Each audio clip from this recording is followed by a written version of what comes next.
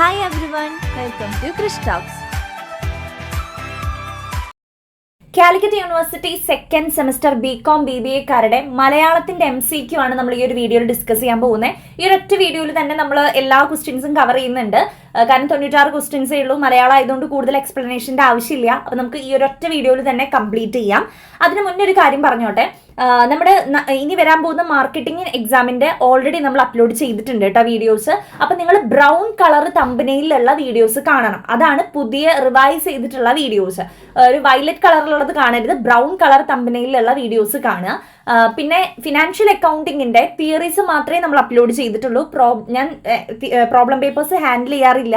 നിങ്ങൾക്ക് വേണ്ടി തിയറീസ് മാത്രമായിട്ട് ഞാൻ ഇട്ടിട്ടുണ്ട്. പ്രോബ്ലംസ് നമ്മുടെ ചാനലിൽ ഉണ്ടാവില്ല.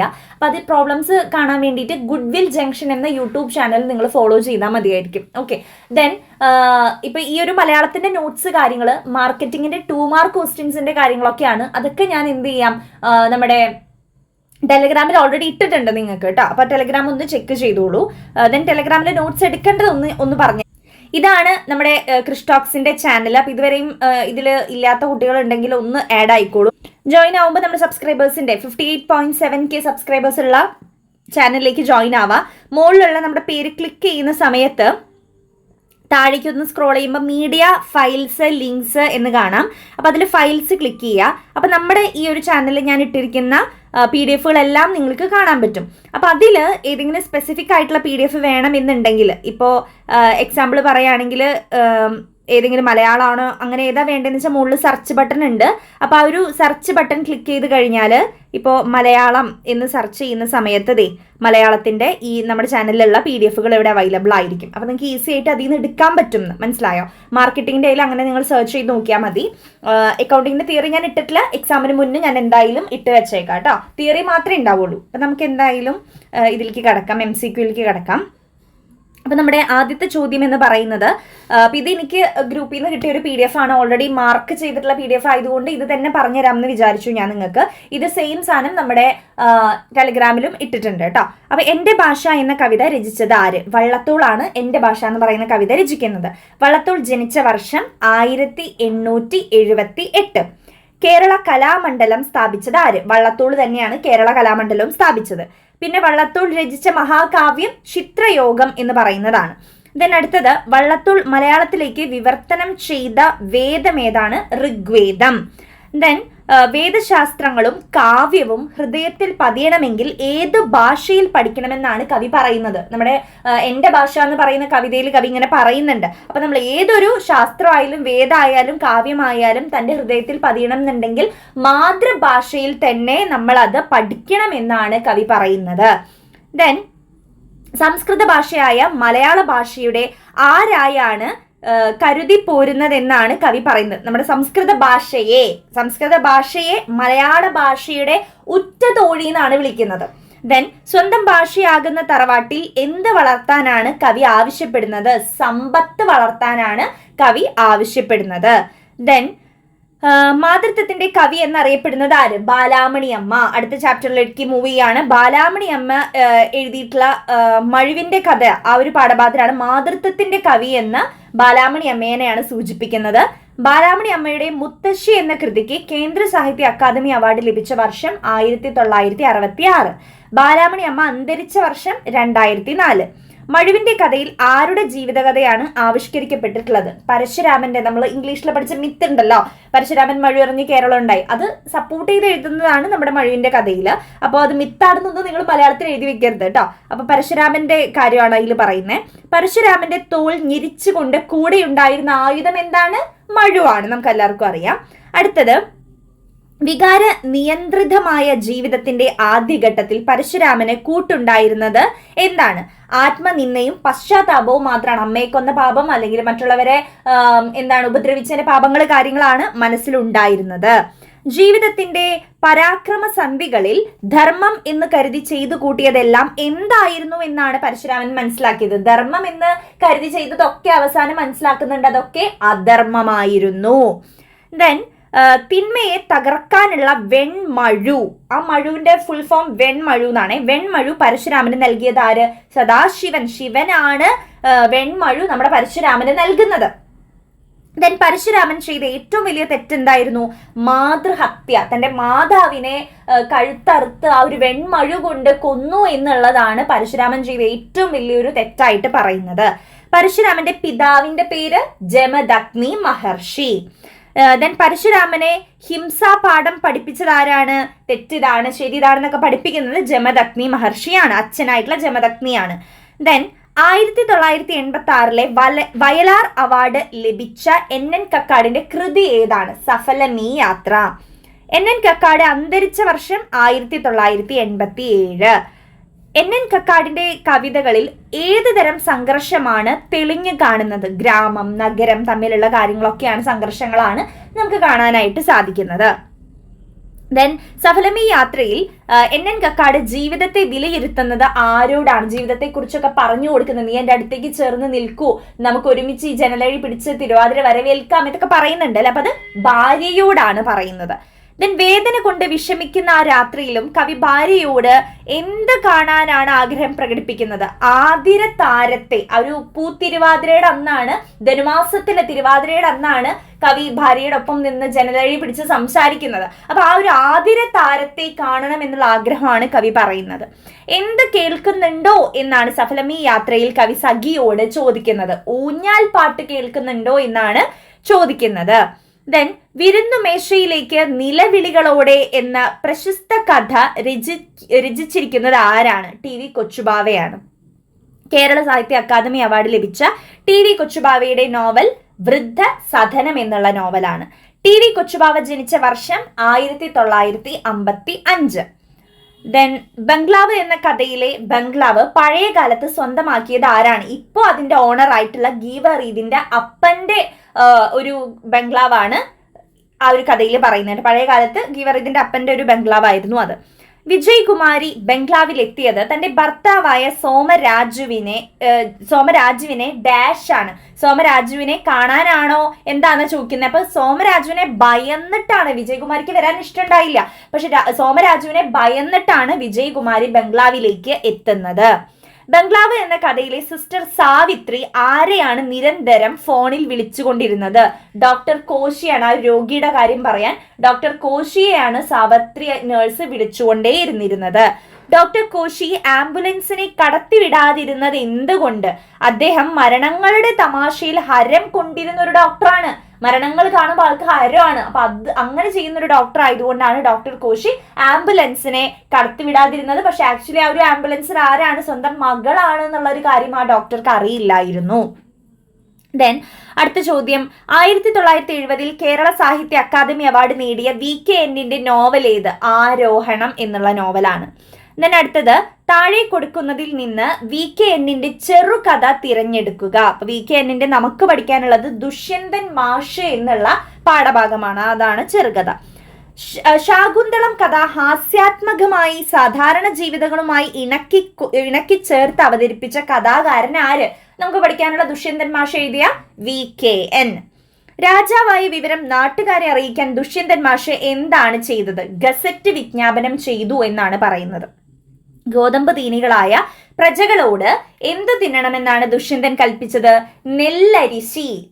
നെല്ലരിശി തിന്നണമെന്നാണ് പ്രജകളോട് പറഞ്ഞത്. നാടകം പഠിച്ചു കഴിഞ്ഞോ എന്ന ദുഷ്യന്തൻ മാഷുടെ ചോദ്യത്തിന് ശകുന്തള നൽകിയ ഉത്തരം എന്താണ്? നാടകം പഠിക്കാനല്ല ഇഷ്ടം, സിനിമയാണ് ഇഷ്ടം എന്നാണ് ശകുന്തള പറയുന്ന മറുപടി. ഇതിലൊന്നും കൂടുതലായിട്ട് എക്സ്പ്ലെയിൻ ചെയ്യാനില്ല, അതാണ് ഞാനിങ്ങനെ പറഞ്ഞു പോകുന്നത് കേട്ടോ. ദെൻ ദുഷ്യന്തൻ ഏത് സർവകലാശാലയിൽ നിന്നാണ് രാഷ്ട്രമീമാംസത്തിൽ ബിരുദമെടുത്തത്? അലഹബാദ് സർവകലാശാലയിൽ നിന്നാണെന്ന് പറയുന്നുണ്ട്. ദെൻ കാട്ടിലേക്ക് പോയ ദുഷ്യന്തനെ ആരെല്ലാമാണ് അനുഗമിച്ചത്? നാവിക വായുസേനാ വിഭാഗമാണ് അനുഗമിച്ചത്. പുഴയിൽ നിന്നും പാട്ട് കേട്ട ദുഷ്യന്തൻ ഏത് കലാപരിപാടി നടക്കുന്നുണ്ടെന്നാണ് സംശയിച്ചത്? സിനിമ ഷൂട്ടിംഗ് നടക്കുന്നുണ്ടെന്നാണ് ആ പാട്ട് കേട്ടപ്പോൾ സംശയിച്ചത്. ആശ്രമത്തിലെ വേദമന്ത്രാചാരണം കേട്ടപ്പോൾ ദുഷ്യന്തനുണ്ടായ സംശയം എന്താണ്? കടവല്ലൂർ അന്യോന്യത്തിലാണോ എന്നുള്ളതാണ് സംശയിച്ചത്. അടുത്ത ക്വസ്റ്റ്യൻ, വിശ്വാമിത്രന്റെ തപസ്സിളക്കാൻ മേനകയെ നിയോഗിച്ചത് ആര്? ഇന്ദ്രൻ. ഫുൾ ടൈം രാജാവിടി എല്ലാം നിനക്ക് വഴിയെ തിരിയും എന്ന് ആരുടെ വാക്കുകൾ? ദുഷ്യന്തൻ മാഷ് പറഞ്ഞ വാക്കുകളാണത്. കേരള സാഹിത്യ അക്കാദമി അവാർഡുകൾ ലഭിച്ച സാറ ജോസഫിന്റെ നോവല് ഇതിലേതാണ്? അലാഹയുടെ പെൺമക്കൾ എന്നുള്ളതാണ്. സച്ചിദാനന്ദൻ ആദ്യമായി പെണ്ണെഴുത്ത് എന്ന പ്രയോഗം സാറ ജോസഫിന്റെ ഏതു കൃതിയുടെ ആമുഖത്തിലാണ് പ്രയോഗിച്ചത്? പാപത്തറ എന്നുള്ളതിലാണ്. തായ്ക്കുലം എന്ന കഥയിൽ സാറ ജോസഫ് ആരുടെ വിലാപമാണ് ആവിഷ്കരിച്ചിരിക്കുന്നത്? ശൂർപ്പണഖയുടെ വിലാപമാണ്. ശൂർപ്പണഖ നിലകൊള്ളുന്ന വനത്തിന്റെ പേര് പഞ്ചവടി വനം. ശൂർപ്പണഖ ആരുടെ രൂപത്തോടാണ് സാദൃശ്യമുണ്ടായിരുന്നത്? കരിങ്കാളിയുടെ. അവൻ എന്റെ കുലത്തിന്റെ വേരറുത്തു. ആരെക്കുറിച്ചാണ് ശൂർപ്പണഖ ഇങ്ങനെ പറഞ്ഞത്? ലക്ഷ്മണനെ കുറിച്ചാണ് പറഞ്ഞത്. മതവിമർശനം നടത്തി എന്ന് ആരോപിക്കപ്പെട്ട് പ്രസിദ്ധീകരണം മുടങ്ങിയ എസ് ഹരീഷിന്റെ നോവൽ മീശ എന്നുള്ളതാണ്. പക്ഷെ ഇപ്പൊ അത് അവൈലബിൾ ആണ്. ദെൻ എസ് ഹരീഷിന്റെ ഗീതാ ഹിരണ്യൻ എൻഡോവ്മെന്റ് ലഭിച്ച കൃതി രയവിദ്യയുടെ ചരിത്രം എന്നുള്ളതാണ്. മോദസ്ഥിതനായ അങ്ങ് വസിപ്പു മല പോലെ എന്ന കഥയിലെ പവിത്രയുടെ വീട്ടിലെ ഏത് ചിത്രമാണ് ഉണ്ണിമാമന് ഇഷ്ടക്കേടുണ്ടാക്കിയത്? ശ്രീനാരായണ ഗുരുവിന്റെ. മോദസ്ഥിതനായ അങ്ങ് വസിപ്പു മല പോലെ എന്ന കഥയിൽ കരുണാകരൻ 40-ാം നമ്പർ ഷാപ്പിൽ നിന്ന് ശ്രീനാരായണ ഗുരുവിന്റെ ചിത്രം എടുത്തു മാറ്റാനുണ്ടായ കാരണം എന്താണ്? ഒരു കവി ബഹളം വെച്ചിട്ടാണ് എടുത്തു മാറ്റാനായിട്ട് തീരുമാനിച്ചത്. മോദസ്ഥിതനായ അങ്ങ് വസിപ്പു മല പോലെ എന്ന കഥയിൽ ശ്രീനാരായണ ഗുരുവിന്റെ ചിത്രം മാറ്റണം എന്ന പ്രശ്നം കഥാകൃത്ത് ചിത്രീകരിക്കുന്നത് എന്തുകൊണ്ട്? ജാതി വ്യത്യാസം നിലനിൽക്കുന്നു എന്ന് കാണിക്കാൻ വേണ്ടിയിട്ടാണ് അങ്ങനെ ചെയ്തത്. ദെൻ CN ശ്രീകണ്ഠൻ നായരുടെ രാമായണ നാടകങ്ങളിൽ ആദ്യം രചിക്കപ്പെട്ട നാടകം കാഞ്ചന സീത എന്നുള്ളതാണ്. CN നാടകരചന ആരംഭിച്ച വർഷം 1950. സാകേതം നാടകത്തിന്റെ നാടകകൃത്തിന്റെ നിർബന്ധം എന്താണെന്നാണ് സൂത്രധാരൻ പറയുന്നത്? സൂത്രധാരനായാൽ പോരാ, നാടകത്തിൽ വേഷവും കെട്ടണം എന്നാണ് അതിൽ നിർബന്ധമായിട്ടും പറയുന്നത്. കഥ എവിടെ നടക്കുന്നതെന്നാണ് സാകേത നാടകത്തിൽ സൂത്രധാരൻ പറയുന്നത്? അയോധ്യയിൽ വെച്ച് കഥ നടക്കുന്നു എന്നാണ് പറയുന്നത്. സാകേതം നാടകത്തിൽ ഇഷാക്കുവിന്റെ വംശത്തിൽ പിറന്ന രാജാവ് ആര്? ദശരഥ രാജാവാണ്. ദെൻ പുത്രശോകത്താൽ നീയും മരിക്കും എന്ന ശാപത്തിൽ നിന്ന് രക്ഷ നേടാൻ ദശരഥൻ ആരുടെ ഉപദേശപ്രകാരമാണ് യാഗം നടത്തിയത്? വസിഷ്ഠ മഹർഷിയുടെ നിർദ്ദേശപ്രകാരമാണ് യാഗം നടത്തിയത്. സാകേതം നാടകത്തിൽ ദശരഥന്റെ മന്ത്രി ആരാണ്? സുമന്ത്രരാണ് ദശരഥന്റെ മന്ത്രി. രാമൻ സിംഹാസനം അലങ്കരിക്കുമ്പോൾ താൻ വാനപ്രസ്ഥമോ മരണമോ വരിച്ചു കൊള്ളാം എന്ന് പറഞ്ഞത് ആര്? ദശരഥനാണ്. ഭാഗ്യം കെട്ട കേകേയത്തിന്റെ പുത്രി, നീ ഇന്നൊരു പഴങ്കഥയാണ്. കൈകേയെക്കുറിച്ച് ഇങ്ങനെ പറഞ്ഞത് ആര്? മന്ദര. നീ ജന്മം കൊടുത്തവൻ നീ മൂലം കൊല്ലപ്പെടുമെന്നും ചാരന്മാരാൽ ചതിയാൽ ഓടി ഓടി തളർന്ന് ഭീകരമായ കൊടും തമസിന്റെ നിശബ്ദയാമത്തിന്റെ ഒരു ദുഷ്ട മുഹൂർത്തത്തിൽ നിന്റെ പ്രിയപ്പെട്ട പുത്രൻ. ആരെക്കുറിച്ചാണ് സാകേതം നാടകത്തിലെ ഈ പരാമർശം? ഭരതനെ കുറിച്ചാണ് പറയുന്നത്. കേകേയത്തിൽ കുരുത്ത ഈ നഞ്ചുമരം ഇടിവാളാൽ ചിതറിത്തെറിക്കട്ടെ. ആരുടെ വാക്കുകളാണിത്? കൈകേയിയുടെ വാക്കുകളാണ്. അടുത്ത ചോദ്യം, അതികാമം കൊണ്ട് അന്ധമായ സ്ത്രീജിതന്റെ വൃദ്ധപ്പിച്ചുകൾ ഞാൻ മാനിക്കുന്നില്ല. ആരുടെ പ്രസ്താവന? ലക്ഷ്മണന്റെ പ്രസ്താവന. ലക്ഷ്മണൻ ദശരഥ രാജാവിനെ കുറിച്ച് പറയുന്നതാണ് ഇത്. അടുത്തത്, പരശുരാമനെ തോൽപ്പിച്ച വീരകുമാരൻ കിരീടങ്ങൾക്ക് അലങ്കാരമാണ്. ആരുടെ വാക്കുകൾ? സീതയാണ് ഇങ്ങനെ പറഞ്ഞത്. ചേരാത്ത കിരീടമണിയാൻ എൻ്റെ അമ്മ ആശിക്കുകയില്ല. ആരുടെ വാക്കുകൾ? രാമൻ പറഞ്ഞ വാക്കുകളാണ്. സാകേതം നാടകത്തിൽ തന്നെ കൊല്ലാൻ രാമനോട് ആവശ്യപ്പെട്ടത് ആര്? ദശരഥ മഹാരാജാവാണ് അങ്ങനെ ആവശ്യപ്പെട്ടത്. ദശരഥനെ സന്ദർശിച്ച് രാമൻ കാട്ടിലേക്ക് പോയ ദുഃഖത്തിൽ പങ്കുചേർന്ന രാജാവ് ആര്? ഗുഹനാണ്. ഒരു പുഴയുടെ ഒരു ഭാഗത്ത് വെച്ചിട്ട് അനന്തമായ കാലപ്രവാഹത്തിലേക്ക് വർണ്ണിക്കാനാവാത്ത വേദനകളോടെ നടന്നു മറഞ്ഞ സാകേതം നാടകത്തിലെ രാജാവ് ആര്? ദശരഥൻ. OV വിജയൻ പത്മഭൂഷൺ ലഭിച്ച വർഷം? OV വിജയന് പത്മഭൂഷൺ ലഭിച്ച വർഷമാണ് 2003. OV വിജയന്റെ ശ്രദ്ധേയമായ നോവൽ ഖസാക്കിന്റെ ഇതിഹാസം. തഞ്ചാവൂരിലെ കോളേജിൽ നിന്ന് OV വിജയൻ ലീവ് എടുത്ത് പാലക്കാട് എത്തിയത് എന്തിനായിരുന്നു? EMS മന്ത്രിസഭ അധികാരമേൽക്കുന്നത് കൊണ്ട്. ഞങ്ങൾക്ക് ഒരു പുതിയ മന്ത്രിസഭയുണ്ടാക്കാൻ പോകുകയാണ് എന്ന് OV വിജയൻ ആരോടാണ് പറഞ്ഞത്? NCC ഉദ്യോഗസ്ഥനായ സിക്കുകാരനോട്. ദെൻ 77ാമത്തെ ചോദ്യം, ഇന്ത്യൻ കമ്മ്യൂണിസം നേരിട്ടത് ആരെല്ലാം കണ്ടിട്ടില്ലാത്ത അറിഞ്ഞിട്ടില്ലാത്തതുമായ സാഹചര്യങ്ങളാണെന്നാണ് OV വിജയൻ വ്യക്തമാക്കുന്നത്? മാർക്സും ലെനിനും. ലെനിൻ എറിഞ്ഞു തന്ന തീപ്പന്തത്തെ സ്വീകരിക്കാൻ ഭാരതത്തിന്റെ ഏതെല്ലാം ഘടകങ്ങൾ പര്യാപ്തമായിരുന്നില്ല എന്നാണ് വിജയൻ പറയുന്നത്? സ്വാത്വികതയും ധാർമ്മികതയും. ഇതൊക്കെ ബൈഹാർട്ട് ചെയ്ത് പഠിക്കേണ്ട സാധനങ്ങളാണ്, അതാണ് മിസ് എക്സ്പ്ലെയിൻ ചെയ്യാത്തത് കേട്ടോ. മസ്തിഷ്ക സംബന്ധമായ രോഗം ബാധിച്ച് തളർച്ച നേരിട്ട സഖാവിന്റെ പേരെന്തായിരുന്നു? പൂർണ്ണചന്ദ്ര ജോഷി. വിയറ്റ്നാം വിപ്ലവ കഥ യഥാർത്ഥത്തിൽ ഏതെല്ലാം മനുഷ്യർ തമ്മിലുള്ള ഏറ്റുമുട്ടലായിരുന്നു? മഞ്ഞ മനുഷ്യനും വെളുത്ത മനുഷ്യനും. ഞങ്ങൾക്ക് ഇഷ്ടപ്പെടാത്ത ഒരു ഭരണഘടനയുടെ കീഴിലാണ് ഞങ്ങൾ പ്രവർത്തിക്കേണ്ടി വരുന്നത്. ഇങ്ങനെ പറഞ്ഞത് EMS നമ്പൂതിരിപ്പാട്. വൈക്കം ചന്ദ്രശേഖരൻ നായർ ജനിച്ച വർഷം 1928. വൈക്കം ചന്ദ്രശേഖരൻ നായരുടെ സാഹിത്യ അക്കാദമി അവാർഡ് ലഭിച്ച നോവൽ ജാരു ഗൃഹം എന്നുള്ളതാണ്. ഷാരോണിലെ റോസാപ്പൂക്കൾ ഏത് സ്മരണ സമാഹാരത്തിലെ അധ്യായമാണ്? അക്ഷരങ്ങൾ. ക്രിസ്ത്യൻ അഹ്റോന്റെ സ്വദേശം എവിടെയായിരുന്നു? യെരുശലേം. ക്രിസ്ത്യൻ അഹ്റോൻ പുഞ്ചിരിച്ചപ്പോൾ ലേഖകന് ഓർമ്മ വന്നത് എന്ത്? യെരുശലേമിലെ പുഷ്പവനങ്ങളെയാണ് ഓർമ്മ വന്നത്. ഞാൻ സാധാരണയിൽ നിന്നും വ്യത്യസ്തമായ ഒരു ടൂറിസ്റ്റ് ആണ്. ആരാണ് ഇങ്ങനെ ഈ ഒരു അഭിപ്രായം പറഞ്ഞത്? ക്രിസ്ത്യൻ അഹ്റോൺ ആണ് പറഞ്ഞത്. ദെൻ സോക്രട്ടീസ് തുടങ്ങി മഹാത്മാഗാന്ധി വരെയുള്ള മഹാമനസ്സുകളിൽ കൂടി അനുസൃതമാകുന്ന വിശ്വമനസാക്ഷി, ഇത് ആരുടെ ഗവേഷണ വിഷയമാണ്? ക്രിസ്ത്യൻ അഹ്റോന്റെ ആണ്. ആരെ അന്വേഷിച്ചാണ് ക്രിസ്ത്യൻ അഹ്റോൺ പല രാജ്യങ്ങളിലും എത്തിയത്? ആരെ അന്വേഷിച്ചാണ്?